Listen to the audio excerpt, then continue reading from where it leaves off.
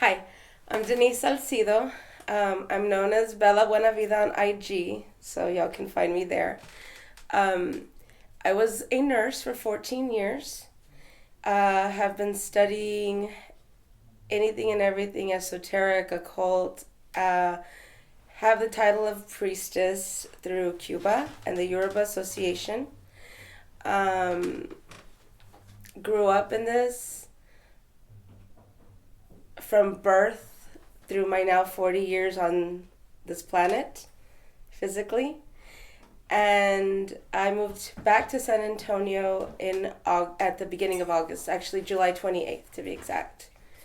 Have been a student-ish, or just a person who has met my friend Jonathan Vazquez here at Unlimited Thought and had beyond transformative experiences with myself and my entire family, ranging from my oldest son, my firstborn, middle son, and my daughter, who has actually undergone therapeutic sessions as well here at Unlimited Thought with Jonathan, the third eye guy. Since I was young, they've told me those were the gifts that I was given. Elders could trance me out, teach me things. I'm talking curanderos from Mexico since I was 11 years of age that told me I knew more than they did at times. Curandero is a healer from Mexico. They would read cards and do healings on people, but he would tell me that I already knew the answers. Why was I there? I was only there because my other family members were there. I was a child. But throughout the years, also, when I might have been dealing with situations that I didn't want to be involved in, whatever happened in that moment would help me travel out of body to protect. I'm saying it was to protect me at that moment because I felt endangered or I felt angry. It basically used to happen to me when I was in a very highly adrenalized state, scientifically, to escape, to flee from my survival. And then the next day I would get a phone call from different friends, and I could provide receipts with them testifying later at some point, where they would say, "Why were you at my house at 2 a.m. on the sofa watching me and my son sleep?" And I was like, "Oh, well, at 2 a.m. this happened," and I was able to say, "Left body." Remote viewing. Yeah. Esoterically, it started happening more frequently, I would say July of 2019, when I actually completely stopped working as a nurse. Like, spiritually, my practices got stronger when I stopped being an actual nurse and had to be on my A game per se to save lives. I was able to refocus on all that I wanted, which at that time was divination, was magic, was, you know what I mean? All those different aspects of the esoteric life. And as I kept going further and further in, it just became the pendulum type work. It just kept getting faster and faster and faster, and it kept lasting longer. So I could literally travel even in waking state. It doesn't have to be asleep. It helps, but it doesn't have to be. I was a little girl. I remember them telling the people that they were helping they were not allowed to speak about it because they could get in trouble for having a little girl do this. The elders that were raising me, Shamans. I'll just say that, shamans. Okay. They were the midwives, actually, of the town. They sent me to a lady's house where they said there was a necklace inside the wall, like buried, like put inside the wall. It was her locket. And I'll never forget that visual because the house was old wood panels. And there was a picture there of pink roses. And I was in a state of trance. And the couple, it was a husband and wife couple, they were undergoing a lot of trials and tribulations, if you will. And it was due to that locket. And so when I described everything, the elders, I guess, told them to go home and find it. Of course, they were kind of shocked because of, I guess, the state I was in, channeling state, as well as being able to describe their bedroom, their intimate, private area. And when they came back, they had the locket. I know I was out of my body watching it as I was talking to them. I just remember the description, the people's faces, like jaw drop, like, who is this kid and what are y'all doing? Like, where's the camera? There wasn't cameras back then, right, by the way. Right. And if you're remote viewing, you're just watching the situation. As a little kid, whenever they brought me back to, right, bring the cord in, wake up, I was okay because they kind of wipe you. They kind of cleanse you. But that's what they were trained to do as well. These weren't things to be promoted, I guess, you would do on the internet like today. It wasn't trendy back then. It was actually to cause no harm versus to exploit, with all due respect. I knew that this child had the ability to remote view actually quite easily. I, in turn, would exploit this child's ability to make money off of you. Oh. Yeah. Does that make sense? So I was used for it. Right, okay. Because why? Pineal glands. If you think of a pineal gland as the motor to a frickin' Ferrari, okay? And let's compare a Ferrari motor that is, 40 years old versus a Ferrari. And at the time, how old were you when this happened? 4. In a Ferrari motor versus a 4-year-old, a 4-year-old version of the motor versus a 40-year-old. Less mileage, more optimum performance, less go right off the lot, right off the bat. So that was the whole premise of a lot of these things, that are revolved around children these days. Also revolves around this. It's a big way to exploit. I mean, we're uncovering something bigger than what most might want. Okay, so I'll start with an NDE, near-death experience.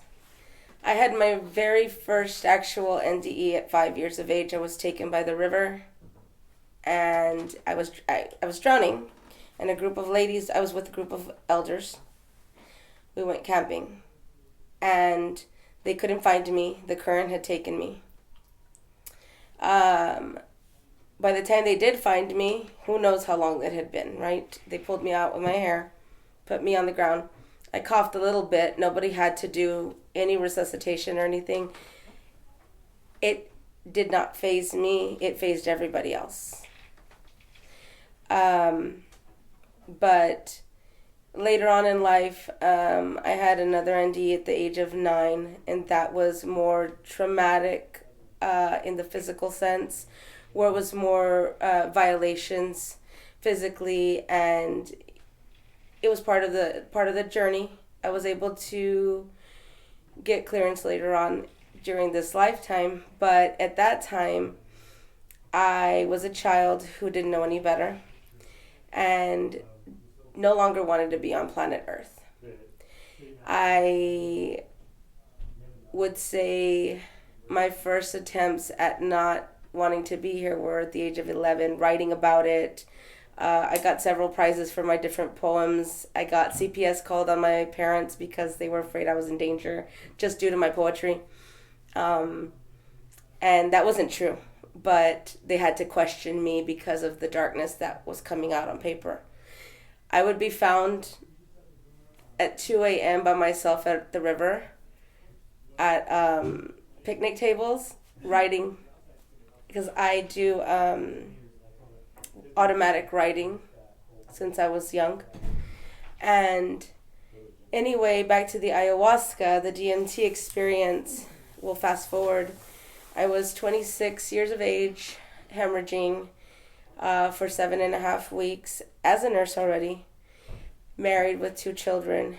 And basically the doctor said, if this bleeding doesn't stop, we're going to have to do a radical hysterectomy, or, we don't know what's happening. On paper, you look perfectly normal, but you're clearly not. You're in the hospital every day. Your blood keeps dropping, your blood levels. And so basically, It was a little light bulb moment. I was at the park with my kids. I was talking to my parents about what I was going to do with them, final discussions and all of that. And I called a friend who was an herbal specialist. He didn't know, but he knew of a guy that did, right? I know a guy who knows a guy.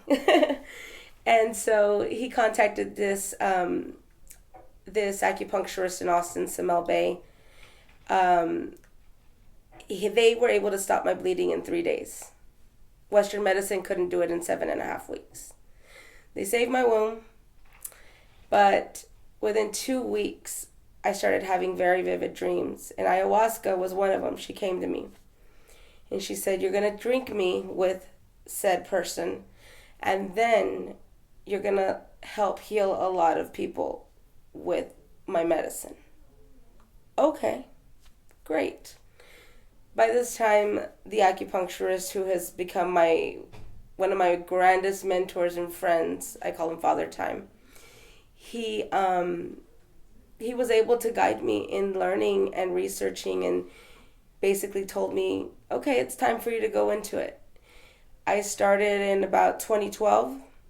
I left my 9-month-old. I left my 10-year-old and 11-year-old, and I flew to Peru to be an ayahuasquera. Took it very seriously.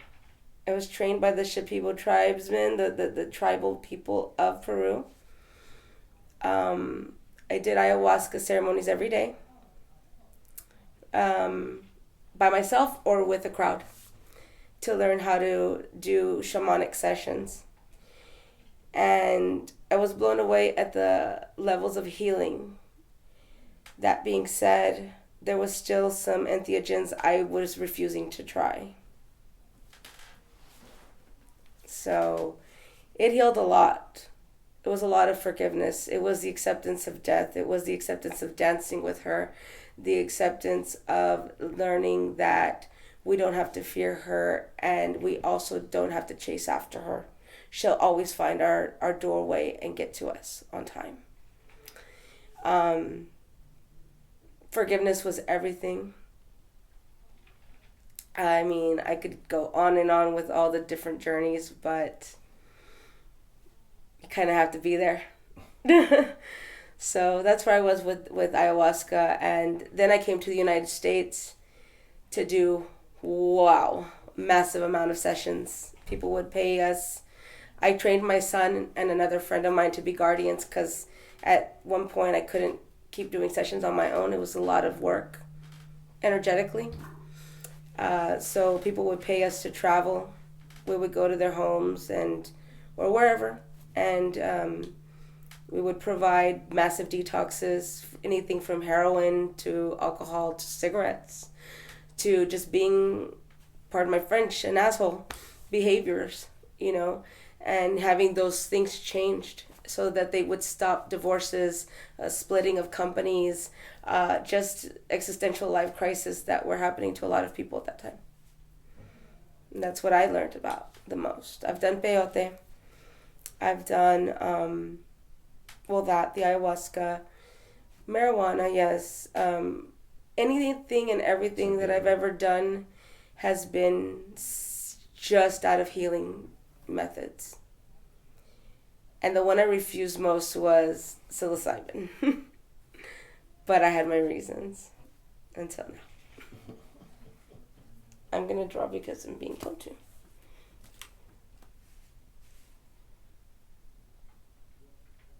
When I came to Johnny, if he doesn't mind me saying so, but I just moved here.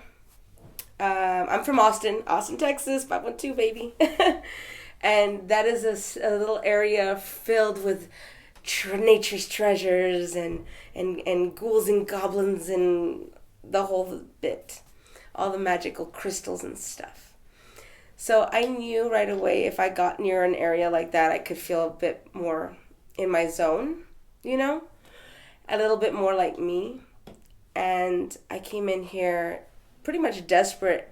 And I had circled this area about 4 or 5 times in my car looking for a place. It just popped up. And I was looking around, and suddenly a couple of customers were talking to me like I was working here, so I helped. And then I was looking at the tarot that they have here, and I said, "Oh, it's like the ayahuasca or DMT." I said something in reference to that, and this guy heard me. He goes, "Oh, that's the guy you want to talk to." And the guy I wanted to talk to was speaking Spanish to somebody who couldn't speak English. He sounded like, Miami, So I felt really secure with him. Came down, and I was frantic. I was desperate. I was out of breath. Oh my goodness, I was out of breath. And my daughter was with me. She laid down, like everybody was invisible. She was relaxed. And I just started crying. And I don't do that. And I didn't talk. And we didn't talk for a very long time. But we were talking. And in that moment, his way of healing, his therapeutic ways, he taught me how to be really still in that moment of panic. I didn't have to leave my body. I didn't have to scream and shout and make a fuss for the attention like a child would. He just asked me to trust him. And that's what happened. That's how I met him. And then we got into our discussion about ayahuasca and different things. And it's been literally the transformation of this lifetime for my entire family. Generations. So. Here's a question. In comparison to your ayahuasca expedition psychonauting that you've done, at the highest dose versus one of the mid-level low doses that you've experienced when we did this modality per its instruction, how would you compare and fare? There wasn't a comparison. The entheogen that I've done, ayahuasca 500 mLs is the max. After that, it is overdosing. You can and will overdose. If you've ever tried ayahuasca, truly tried it, it's only chacruna, ayahuasca root, and water. Nothing else, nothing less. You would know, not in your right mind ever would anybody give you 500 mLs and you'd be able to drink it. I have matched it at 265 mLs because that's how grand my ego was. Never would I do that again either.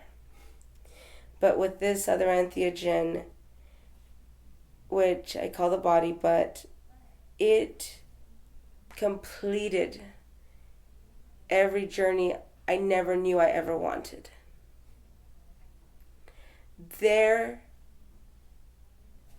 All of my elders, and I've had them sporadically throughout 40 years of this lifetime, have all seen it. And they begged me, my last one said, I am begging you to surrender to what is going to be given to you next. Because once you do, your blessings, your gifts, your healing will unfold so well that you won't even be able to imagine a life without that experience. And he was right. And I'm glad I listened. And I'm glad I trusted. Because compared to ayahuasca, it has its place. But this experience has completed my round of healing for the lifetime that I'm in. For this reality. Well, the thing with ayahuasca is that it does actually vasodilate you. So it does open you up. Because it's called the meaning of it is the kiss of death. The vine of death. That's why it does have a cap of where it can overdose. Because you vasodilate, so that means that your blood pressure will drop. That means you will purge and throw up, maybe have fecal moments and go urinate. Do everything that you do when you're about to die, which is your last emptying out. And those are like the science things, the technical things. But it basically helps you surrender to the true death and receive it and accept it. forgive everything that you need to forgive. Like what they say, when you were on death's bed, that's whenever you say goodbye, your final goodbyes. You were like, I got to see so-and-so to say goodbye to them and tell them everything's okay. Let them know I love them. It's that moment that you're chasing. Because at the end of the day, the heart, mind, body connection truly wants to receive the love that has never not been there. It truly wants to say, I accept and I am accountable. And I know I'm forgiven. And just like I'm forgiven, everybody else is too. It truly wants to say, we're all in it together. Wow. Life has a funny way of bringing things together. I didn't know I was coming today. I didn't know about ayahuasca. Ayahuasca. Perfect. Ayahuasca. You can say Aya. Aya. So ayahuasca, is it like a liquid form? Yeah, we make it in liquid form. And it's from a root? It's a root. It's a bark, the root. And we cut it down. And then we have water. And then we have the chacruna leaf. And then it's boiled. Just like if you were to make a stock, right? Mm-hmm. And then it comes down and it becomes condensed. Almost muddy and sludgy in texture. Mm-hmm. And that should be all that you put in it. And everybody has a dosage. Typically, if I had my clients, I would do 65 mLs to begin with. Just because some of those medications, like let's say something like for seizures, they should probably be in a more controlled environment to properly take care of them. I think a lot of my clients were cool because I was a nurse. DMT, psilocybin, and these entheogens that have been recorded in, whether it be, hieroglyphic text or the Dead Sea Scrolls, these particular entheogens have been used since the beginning. The dawn of time. Dawn, right? Let there be light. To think that they are not required is the ego talking.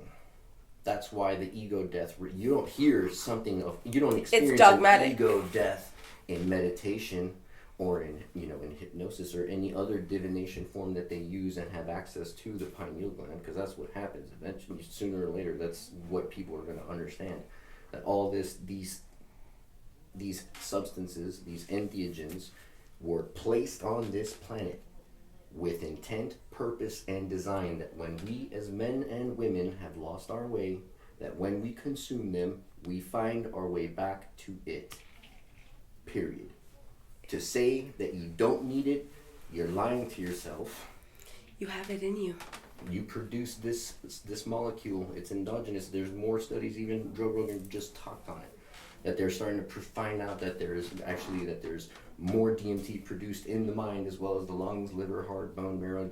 It's ingrained in your DNA.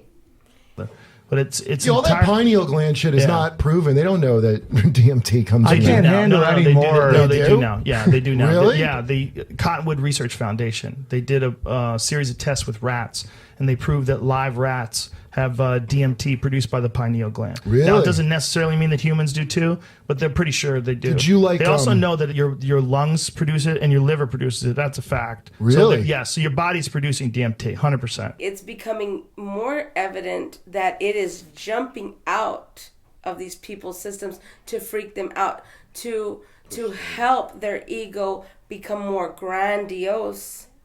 And throw their dogmatic theories out into the world to try to keep control. It is all about power. It is all about trends right now. You can see it on social media, on any platform. Anywhere you change a channel, you can see somewhere something contraindicative of these organic Mother Nature's gifts to us to keep ourselves from staying in a coma. But now they're creating the chemical stuff to again control the dose, to again show you, here, you can still feel good with this pill. You know what I mean? Because they're going to be writers in the system, but they're not natural. And that's the fight. The thing is, anything dogmatic, anything that tells you how you should feel, or how you should be dreaming, or how you should be astral projecting, how you should throw a tarot deck, how you should, coulda, shoulda, woulda.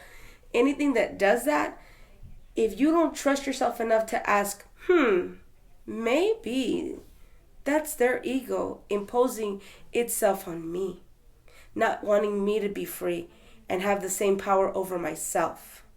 Where the entheogen itself says, oh no, we're going to shut everything down because we're going to work for you, not against you. The Western aspect, what it is that I do here, I offer the Americanized Western instant gratification. I want spirituality and I want it now. You know, and how do I do that? Through the light, through the breath, and third, we'll talk about later. To be continued. And what is the triangulating message? What is the triangulating message? Love, peace, unity, understanding, and forgiveness. That's all it cares about. Love. Approach every situation with positive perception.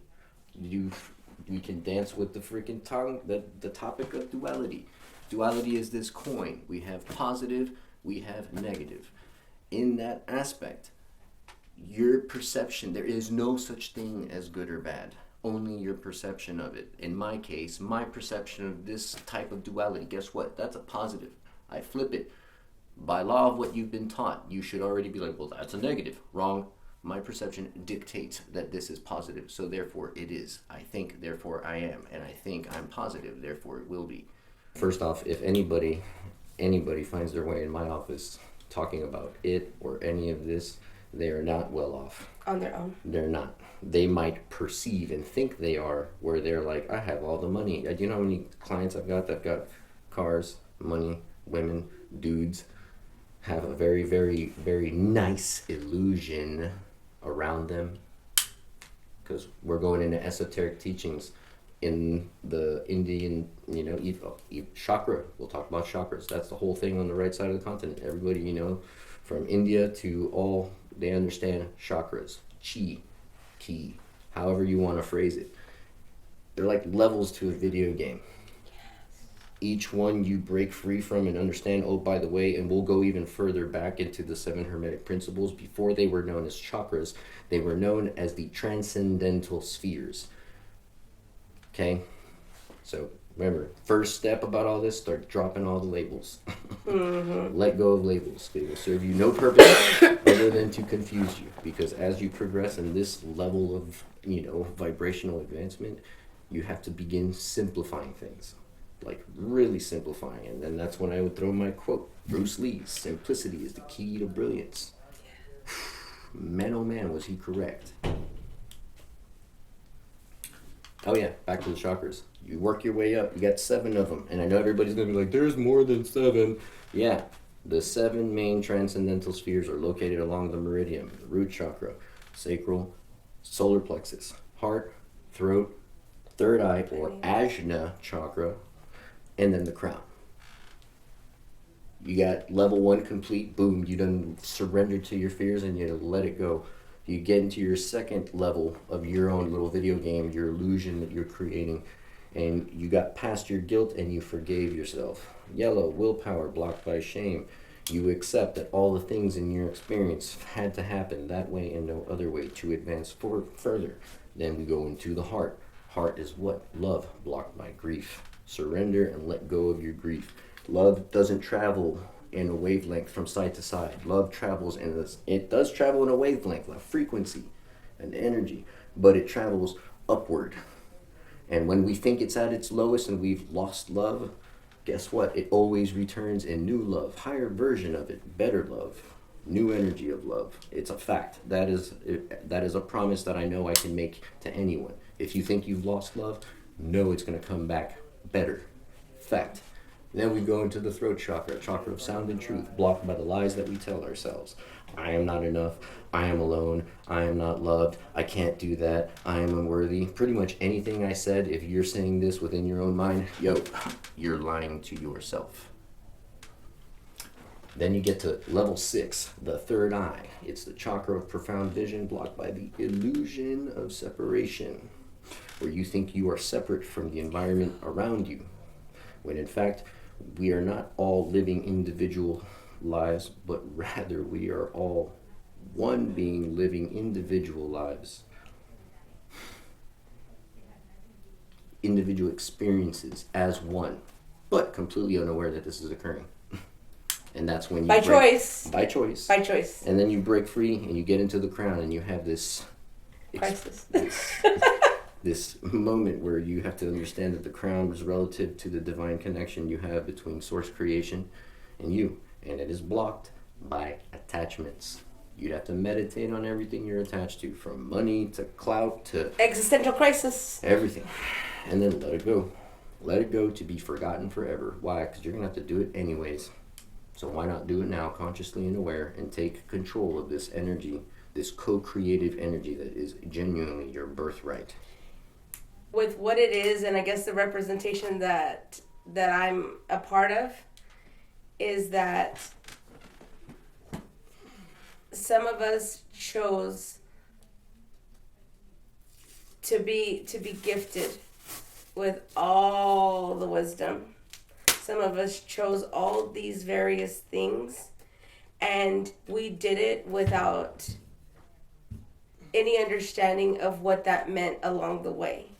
So back to the whole beginning phase of ayahuasca and the journey of astral projection from my childhood, etc. The reason I go there is because I was taught a lot of things, but I was skipping steps to be protected, to be in survival mode, if that makes any sense. So then, when I showed up here, the chakras might have been one working, one not. Like the light bulbs were really messed up on this lamp. And when all I could do was just throw my hands in the air, wave my white flag, and say, I give up, I surrender, I got the green light, literally. And this is how the energy speaks. But I would like to say, like, as people are trending and as they're doing their thing, trying to come up on the lowest form of vibration, which is money, you will see them fight each other. You will see them say, my tarot deck is better than your shells. My chicken bones are better than your coconut shell. My chicken blood is better than your goat blood. They will do it. And I can attest to it. I've seen but it growing up in Miami. You can hear Cryon the Channeler. You can hear Bashar. You can hear Nicola. You could hear Dolores Cannon. You could hear various phenomenal beings that have all tapped into the one, the all, right? Speak on the same subject matter, and it never changes. What he was saying, being made aware that you have a choice. And the one phrase that they say that is the favorite above all is, you are a co-creator. They never say, my mom or dad is better than your mom or dad, or my backpack is better than yours. You know, they don't do that. But they've been skipping around a lot, so they're very much in a state of psychosis. That's just what I wanted to add. The labyrinth. The labyrinth, the loop, the hell realm. How many names can we throw out there? That's why the best teaching is no labels. But everybody's doing it for the gram right now. So it's always dealer's choice. My TikTok. Mm-hmm. So, closing out with my whole explanation of alchemy in the world of entheogens. In the world of entheogens, it always any other entheogen except mushrooms.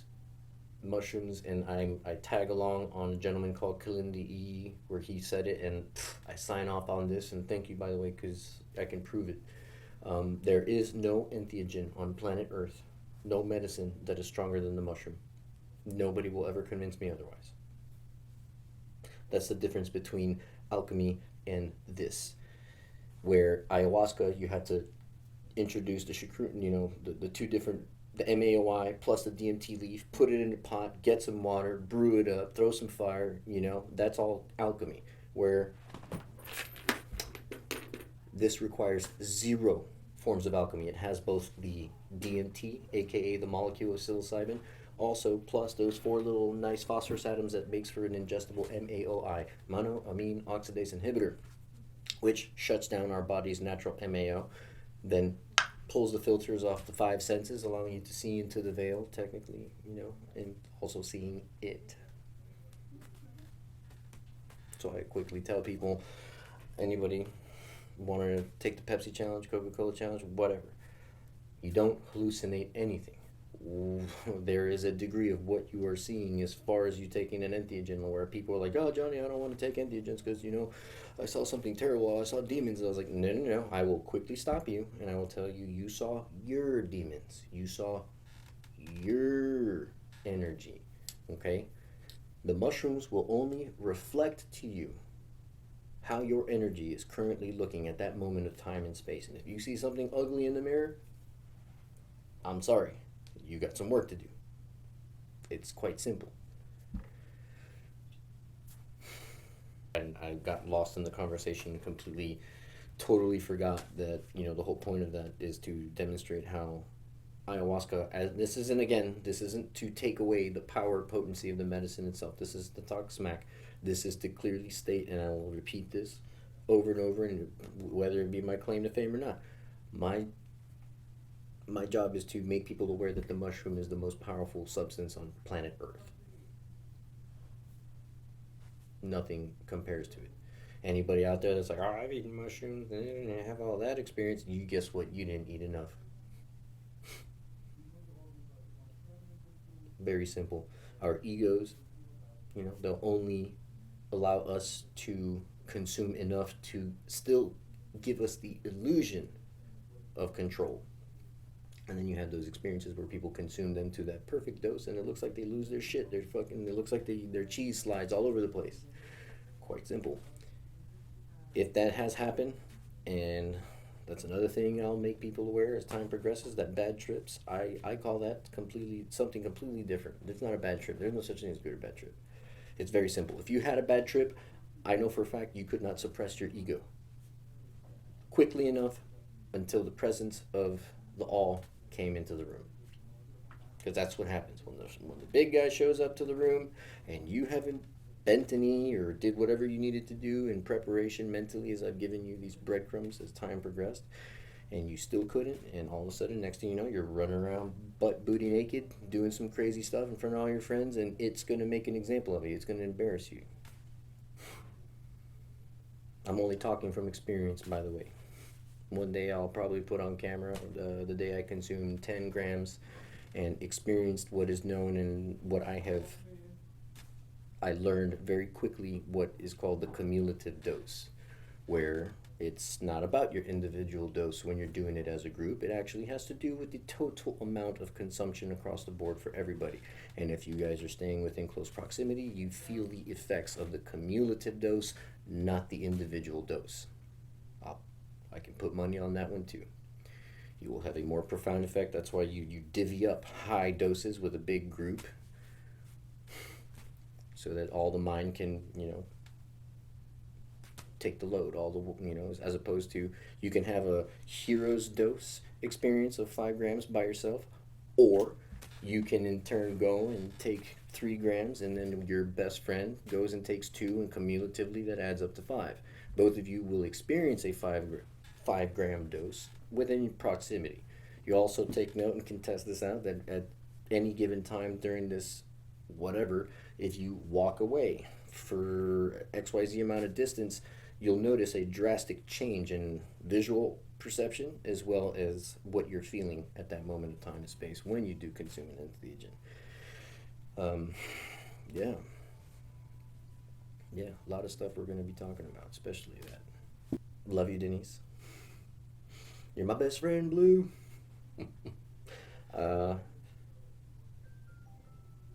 Can't wait till it happens. I'll just leave it like that, nice and vague.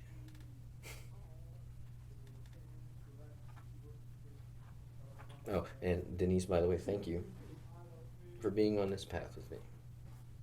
I am grateful for you. We are all one. Not two, not three. One.